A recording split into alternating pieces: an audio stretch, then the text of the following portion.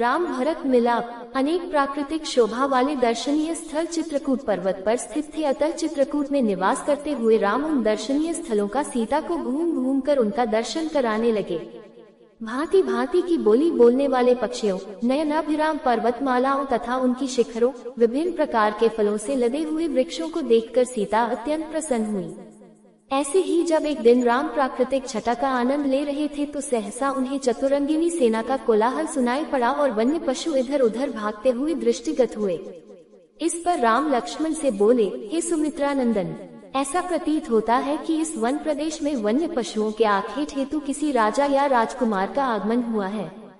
हे वीर, तुम जाकर इसका पता लगो। लक्ष्मण तत्काल एक ऊंचे साल वृक्ष पर चढ़ गए और इधर उधर दृष्टि दौड़ाने लगे। उन्होंने देखा, उत्तर दिशा से एक विशाल सेना हाथी घोड़ों और अस्त्र शस्त्रों से सुसज्जित सैनिकों के साथ चली आ रही है, जिसके आगे आगे अयोध्या की पताका लहरा रही थी। तत्काल ही लक्ष्मण समझ गए कि वह अयोध्या की सेना है। राम के पास आकर क्रोध से कांपते हुए लक्ष्मण ने कहा, भैया, कैकेयी का पुत्र भरत सेना लेकर चला आ रहा है। अवश्य ही वह वन में अकेला पाकर हम लोगों का वध कर देना चाहता है, ताकि निष्कंटक होकर अयोध्या का राज्य कर सके। आज मैं इस षड्यंत्रकारी भरत को उसके पापों का फल चखाऊंगा। भैया चले, कवचों से सुसज्जित होकर पर्वत की चोटी पर चलें। राम बोले, सौमित्र, तुम ये कैसी बातें कर रहे हो? धनुष तान कर खड़े होने की कोई आवश्यकता नहीं है। भरत तो मुझे प्राणों से भी प्यारा है।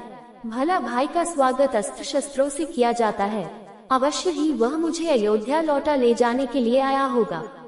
भरत में और मुझ में कोई अंतर नहीं है, इसलिए तुमने जो कठोर शब्द भरत के लिए कहे हैं, वे वास्तव में मेरे लिए कहे हैं।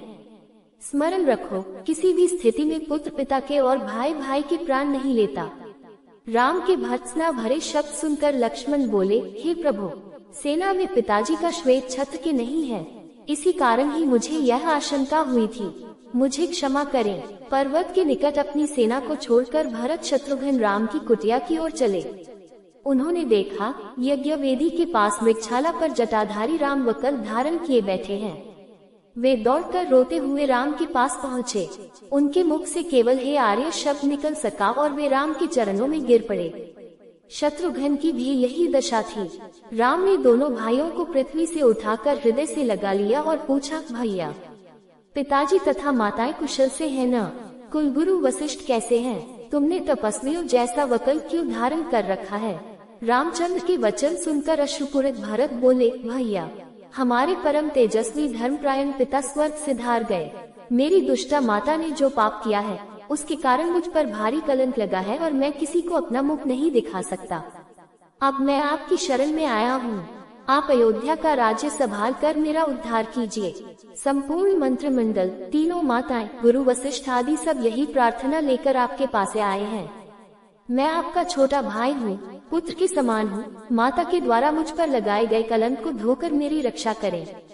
इतना कहकर भरत रोते हुए फिर राम के चरणों पर गिर गए और बार बार अयोध्या लौटने के लिए अनुनय विनय करने लगे।